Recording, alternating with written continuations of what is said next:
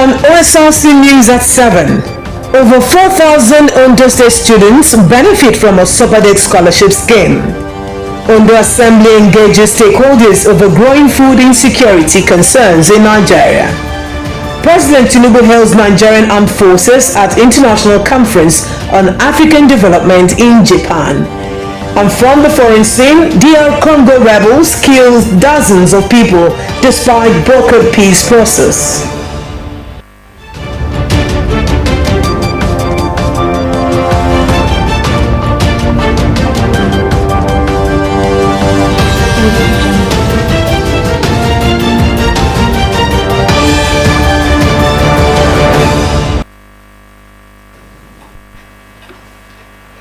Good evening and welcome to the News at 7, coming to you live on Osrc television. I am Obi Chukwemeka Oti.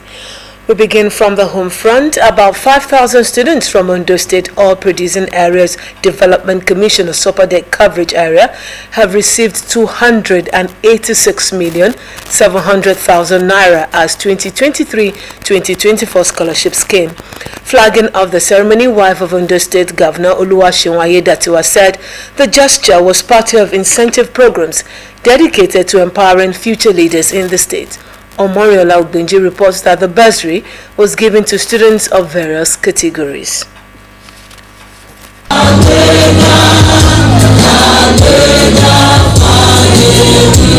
This event unveiled the payment of 2023-2024 Osrc scholarship scheme for indigenous students of the oil-producing areas in Ondo State. Addressing the gathering, wife of Ondo State Governor Oluwaseun Ayedatiwa said this administration is committed to ensuring that every child has access to quality education, thereby fostering a society where every individual can reach their full potential.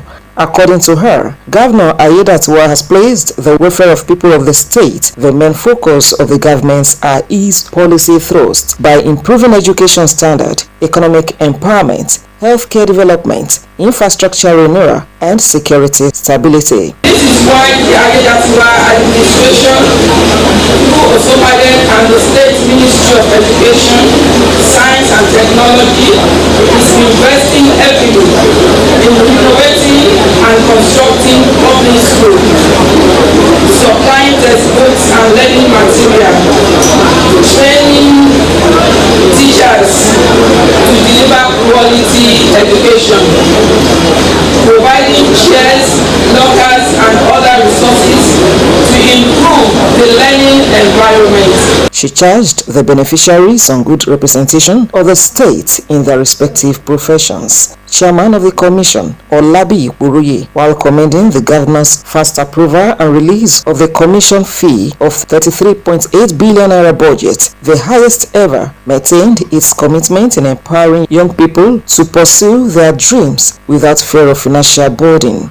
He said the commission is dedicated to improving staff welfare, providing a conducive office environment, and investing in continuous capacity building to strengthen and motivate the commission's workforce. The Osrc boss, however, pleaded with the state government to increase the commission's allocation from 40% to 55% of the 13% oil derivation fund. The event has overtaken what we are collecting. It's no longer working. There's nothing that 40% or 30% derivation can do. So we are using this opportunity to appeal to Mr. Governor and to our leaders and the members of assembly members that are here that we are asking for nothing less than 55% henceforth. Representative of the student body at the national level, Franklin Amwa, lauded the intervention and pleaded for increment. Omoriola Ogbenji, Osrc News. In response to growing concerns over malnutrition and food insecurity in Nigeria, Ondo State House of Assembly Committee on Nutrition and Food Security has convened a high-level stakeholders meeting in Akure, the state capital. The meeting followed alarming national statistics and the recent inauguration of a federal government high-level board aimed at combating malnutrition across the country. House of Assembly correspondent Omoshilola Desoye Ajayi now reports. In response to the growing threat of child malnutrition and food insecurity in Nigeria, Ondo State stakeholders have assembled in Akure to discuss effective strategies in tackling the crisis at state level. The meeting, convened by the Ondo State House of Assembly Committee on Nutrition and Food Security, brought together policymakers, development partners, health experts, and civil society groups. The central theme focused on aligning state-level interventions with the federal government's renewed efforts to combat malnutrition. The Speaker of the Ondo State House of Assembly, Olamide Oladiji, reaffirmed the legislature's commitment to combating malnutrition and food insecurity, describing the twin challenges as urgent threats to the state's development. As the Speaker of Ondo State House of Assembly, I want to assure you of our commitment to address this challenge. And we recognize the devastating impact of malnutrition on our citizens, particularly children. The statistics are alarming. This number demands our attention and our collective action. Declaring the meeting open, the Speaker urged all stakeholders to work together in building a healthier and more food-secure Ondo State. Institute stakeholders and esteemed guests, let us work together to build a healthier, more food-secure future for our state. With this few words, I declare this meeting open and wish you a very fruitful deliberation. Chairman of the House Committee on Nutrition and Food Security, Nelson Akishoroju, expressed grave concern over recent statistics from UNICEF and the National Bureau of Statistics, which show that over 35 million Nigerian children under 5 suffer from some form of malnutrition, with stunting and wasting rates globally. While applauding the federal government's recent inauguration of a high-level board on nutrition and food security, the lawmaker described the move a step in the right direction and emphasized the need for domesticated actions and state-level ownership to ensure the effectiveness of national policies. To further drive this initiative, our committee will soon organize a workshop to inaugurate Nutrition and Food Security Committee in all the 18 local government areas in Ondo State. This will enable us to take the fight against malnutrition to the grassroots level, ensuring that every community has access to critical nutrition support. Some of the stakeholders who spoke on the initiative highlighted the state's ongoing efforts, including nutrition-sensitive agricultural program, school feeding initiatives, and community-based nutrition education. Others who called for increased budgetary allocation, cross-sector collaboration, and timely implementation of nutrition policies also emphasized the need for data-driven planning and inclusive stakeholder engagement.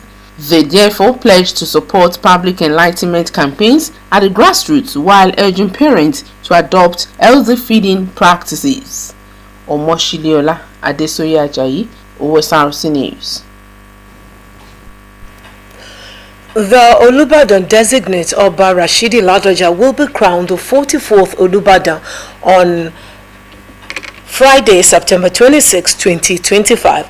The announcement came following the approval of Oba Rashidi Ladoja's nomination by the state governor Seyi Makinde. In preparation of the event, the state delegation today met with Ladoja and other members of the Olubadan Council at his Bodija private residence. Ladoja also met with the kingmakers for the final ceremony rituals built for the ancient Mapo Hall in Ibadan, the state capital. You're watching the news at 7. We'll go on this commercial break. When we return, the news at 7 continues. Stay with us.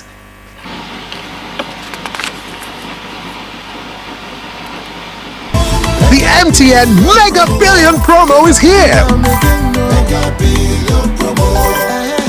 Dial star 900 hash and recharge 100 naira or more before 5 p.m. and you could be a millionaire. At 7 p.m., all cash prizes will be paid directly into your Momo account. Dial star 900 hash. Start recharging now and stand a chance to win big in the MTN Mega Billion promo.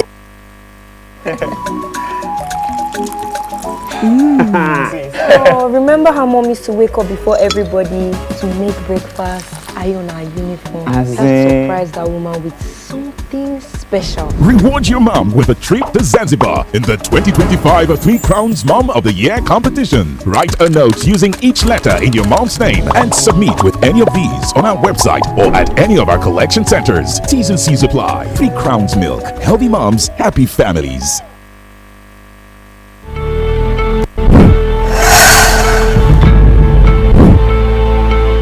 The best thing we are doing now is putting Osrc on the front burner of our needs. We have a successful inclusiveness and the loan that is necessary for our people to get educated and invest in their own life. We will build a fair society. We will launch a bold new initiative to empower 400,000 young Nigerians, including youth corpers, with consumer credit. The dream is realizable. The way we are going, we have a road that we have outlived all of us. That is how to build the future. Powered by Grassroots Movement for Tinubu GMT, Ondo State Chapter. GMT, in God we trust.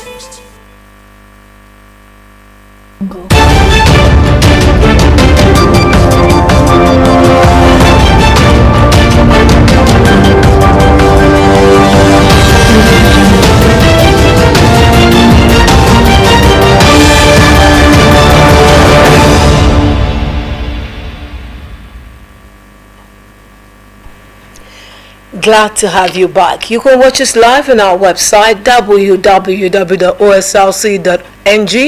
or follow us on Facebook at OSRC TV, and on YouTube you can subscribe to our channel OSRC TV Ondo.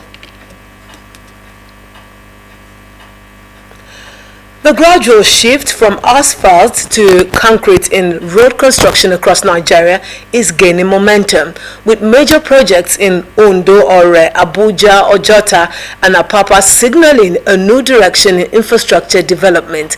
Experts say the change is not just a trend, but a response to economic, climatic, and structural realities that have plagued the nation's road network for decades. Our correspondent Nifemi Abayomi explores the perspectives of engineers to shed light on the advantages and limitations of both asphalt and concrete. Traditionally, Nigerian roads have been built using asphalt, a mix of aggregates like sand and crushed stones infused together by bitumen, a crude oil byproduct. Asphalt remains popular because of its cheap initial cost and ease of repair. However, engineers warn that it comes with significant drawbacks of shorter lifespan, vulnerability to extreme heat, and frequent maintenance requirements. Concrete, by contrast, is more expensive upfront but offers durability and long-term savings from cement, water, and others. Concrete roads can last up to 30 years or more with minimal maintenance.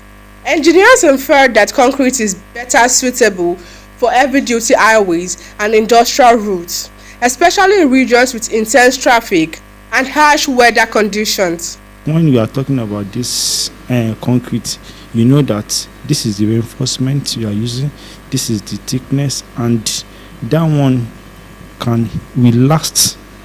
With the experience I think that one will last compared to the asphalt. We want to go back onto concrete.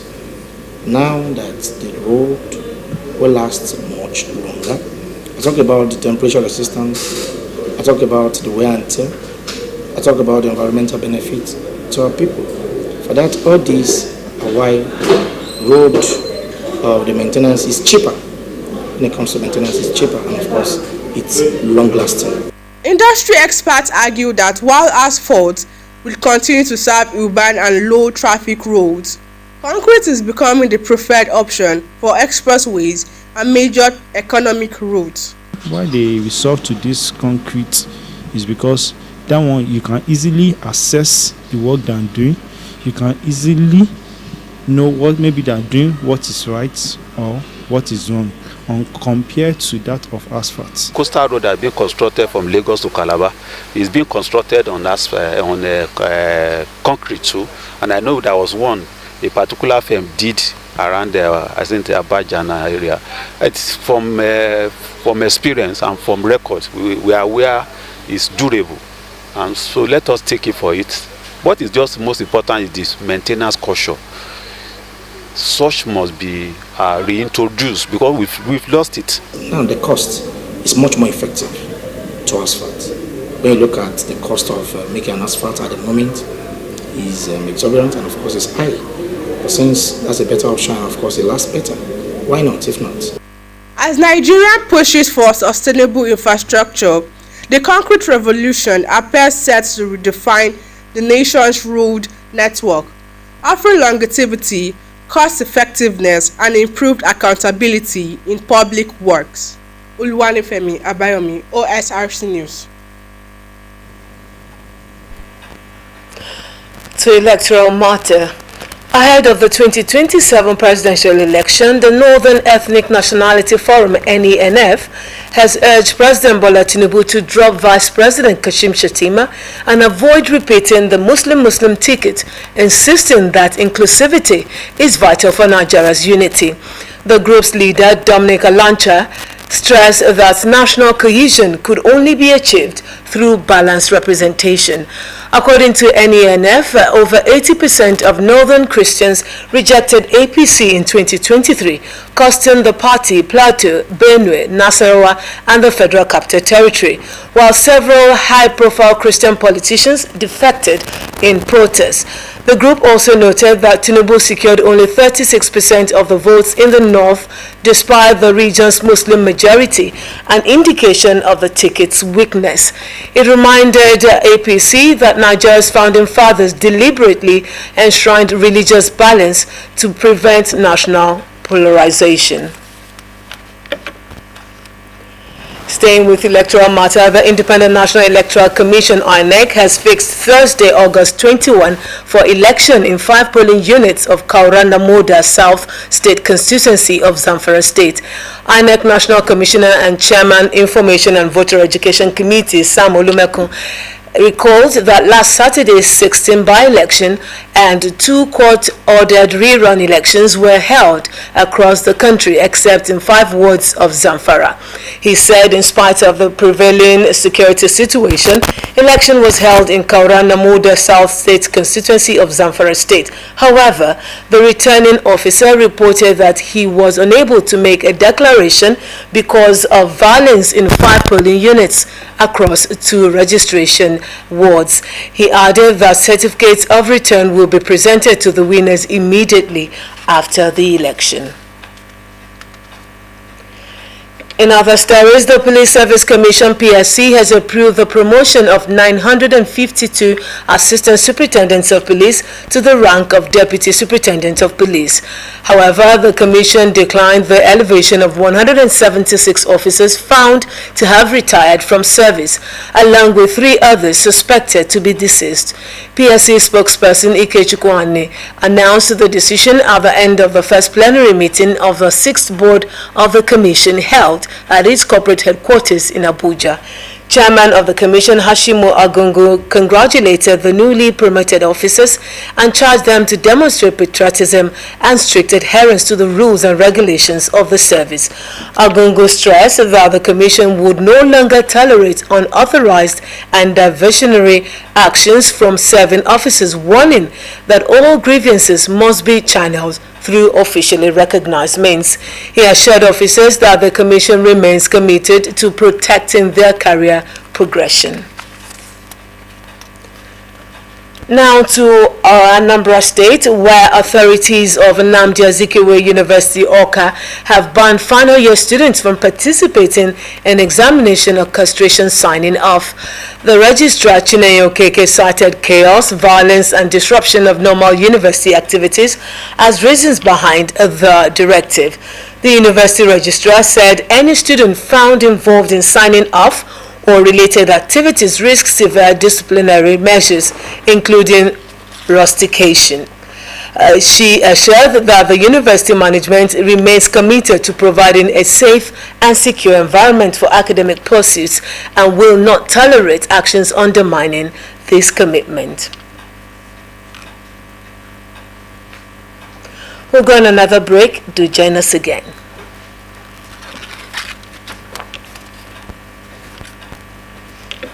The MTN Mega Billion promo is here. Dial star 900 hash and recharge 100 naira or more before 5 p.m. and you could be a millionaire. At 7 p.m., all cash prizes will be paid directly into your Momo account. Dial star 900 hash. Start recharging now and stand a chance to win big in the MTN Mega Billion promo.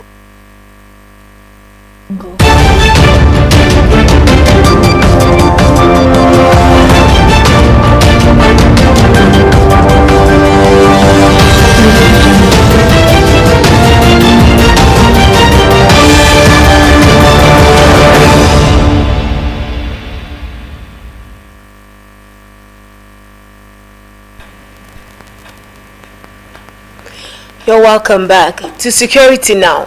Fear and confusion have swept through Amarata, a suburb community in Yenogwa, the Bayelsa state capital, following reports that a police officer was allegedly killed in the area, sparking a violent reprisal raid by security operatives. Reports say armed policemen stormed the Ompadek and Punch area of Amarata, breaking into houses and shooting sporadically and spraying tear gas. Terrified residents, including women and children, reportedly fled their homes to escape the gunfire, leaving the neighborhood deserted.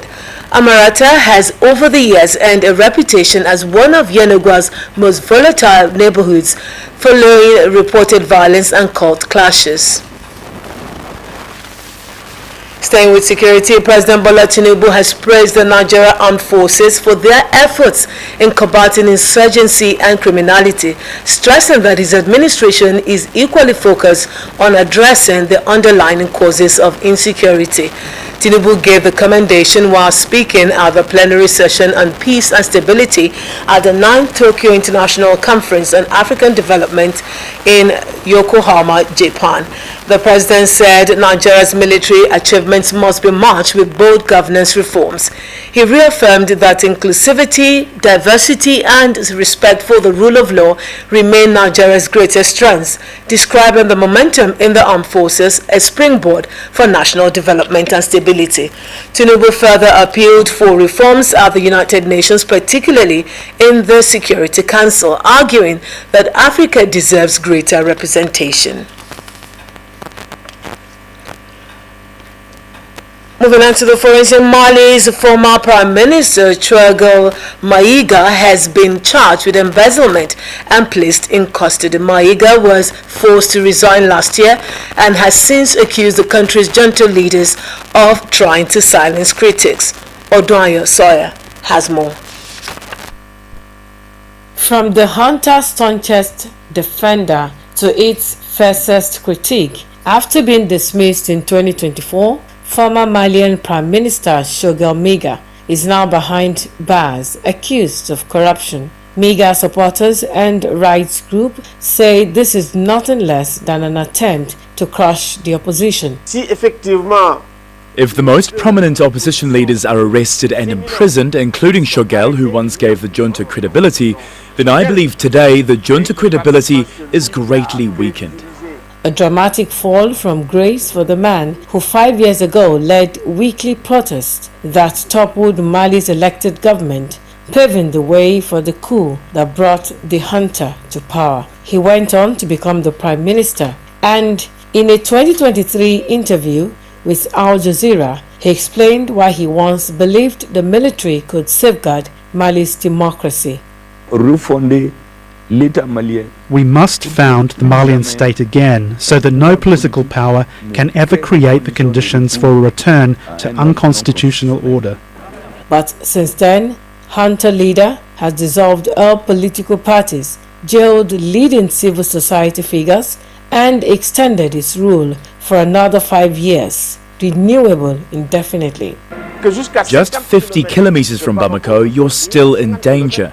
Al-Qaeda's affiliate, JNIM, controls most of the territory. The only way forward now is for President Goita to change course, free political prisoners, release activists and journalists, and open a national dialogue that leads to real democratic elections. And just last week, several Malian officers and the French embassy staff were arrested, accused of plotting to overthrow the military government. The junta says they were undermining what they called its transition. Critics argue it is the regime itself that looks more fragile than ever. Aduayo Sawyer, OSRC News. Is not what I have.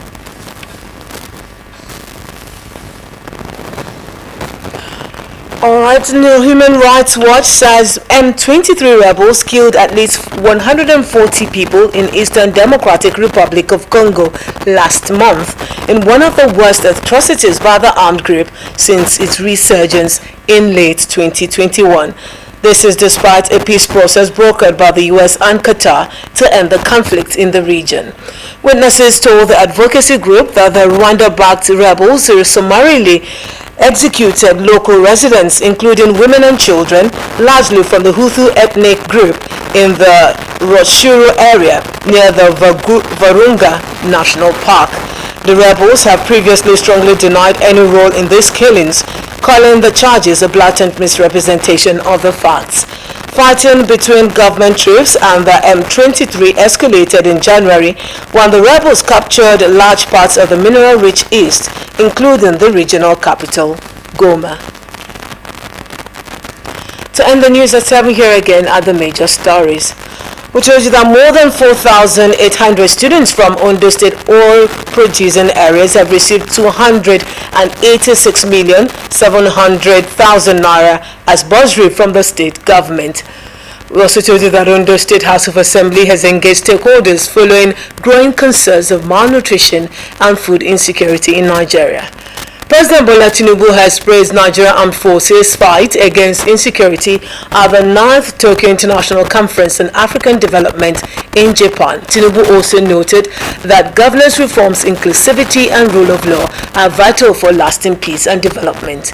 And from the foreign scene, you heard that M23 rebels have killed at least 140 people in Eastern Democratic Republic of Congo, despite ongoing peace process.